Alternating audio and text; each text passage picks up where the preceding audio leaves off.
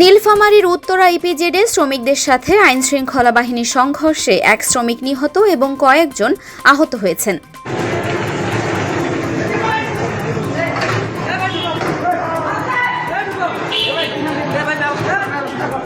Evergreen নামে একটি পরচুলা তৈরির কারখানায় গত 3 দিন ধরে চলে আসা শ্রমিক আন্দোলন আজ সংঘাতে রূপ নিয়েছে। মঙ্গলবার সকালে যৌথ বাহিনীর সদস্যরা পরিস্থিতি নিয়ন্ত্রণের চেষ্টা করলে শ্রমিকদের সঙ্গে সংঘর্ষ বাধে।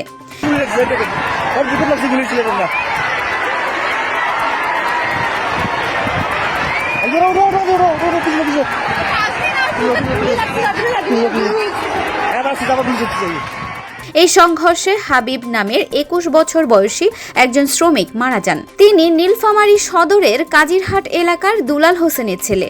আহতরা বর্তমানে নীলফামারী জেনারেল হাসপাতালে চিকিৎসাধীন আছেন। এই প্রতিবেদনটি আপনার ভালো লাগলে শেয়ার করে অন্যদের দেখার সুযোগ করে দিন।